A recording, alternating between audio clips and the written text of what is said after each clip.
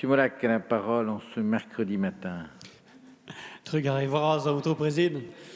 Madame la garde des Sceaux, notre groupe, à l'initiative de notre collègue Jean Lassalle, est particulièrement inquiet des conséquences du confinement sur la situation des enfants placés à l'aide sociale à l'enfance dans le cadre d'une mesure éducative. Dans votre circulaire du 14 mars dernier, il y avait une disposition prévoyant que seuls les services de la protection judiciaire pouvaient proposer le retour en famille des enfants, en se basant sur un critère que l'on trouve flou, les mineurs en bonne santé. Notre groupe a aussi été surpris de l'exclusion de ce dispositif des auxiliaires de justice, qui sont les interlocuteurs privilégiés des juges, ainsi que des avocats représentant les familles et les enfants. Pendant tout le confinement, aucun dialogue n'a été possible avec certains juges des enfants.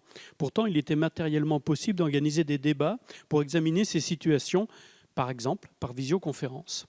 Des enfants se sont trouvés brutalement plongés dans un isolement total avec la suppression des retours en famille le week-end, ainsi que des visites médiatisées et une déscolarisation totale sans aucune possibilité de suivre des cours par Internet, faute d'ordinateur ou de tablette. Face à de telles situations, qu'en est-il aujourd'hui de leur état sanitaire et psychologique ? Madame la ministre, pouvez-vous nous expliquer les raisons qui vous ont amené à ne pas faciliter le nécessaire dialogue entre des familles légitimement inquiètes, leurs avocats et les juges pour enfants ? Par ailleurs, votre ordonnance du 25 mars a fixé des délais qui heurtent les libertés. L'urgence ne peut pas tout justifier.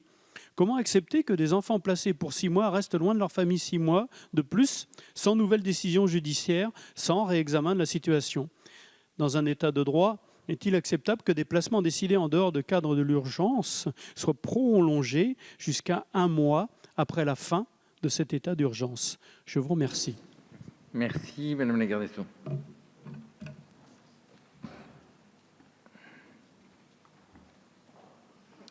Monsieur le député Molac, vous soulevez une question qui nous a mobilisés fortement, avec notamment les services de la protection judiciaire de la jeunesse.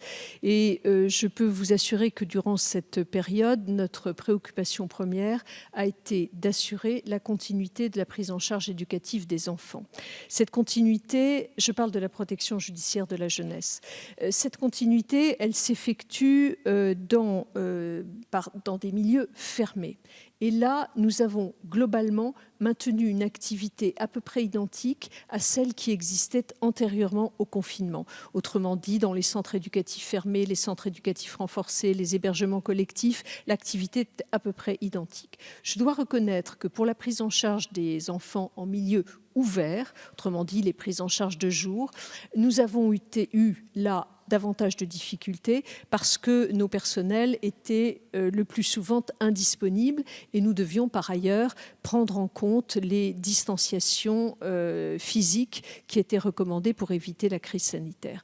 Et donc évidemment, il y a eu une période au cours de laquelle les enfants n'étaient pas suivis dans les établissements concernés, mais l'ensemble des éducateurs de la PJJ étaient mobilisés, y compris en télétravail ou par téléphone, pour être en contact permanent avec les familles et avec leurs enfants. Nous avons ainsi fait en sorte de maintenir constamment une continuité éducative avec les enfants qui nous étaient confiés. J'ai eu également, pendant cette période du confinement, la possibilité de dialoguer avec Dominique Bussereau, président de l'Association des départements de France, et des personnes qui l'entouraient, avec Adrien Taquet, secrétaire d'État, et avec la protection judiciaire de la jeunesse, pour voir comment nous pouvions mieux organiser le signalement des enfants qui pourraient être en difficulté. Nous avons donc décidé de travailler ensemble et la PJJ mettra des moyens dans les cellules de recueil d'informations préoccupantes pour que, dès que ce serait possible, nous puissions améliorer le signalement de ces enfants. Donc j'espère ainsi que nous avons fait au mieux pour prendre en charge la continuité éducative.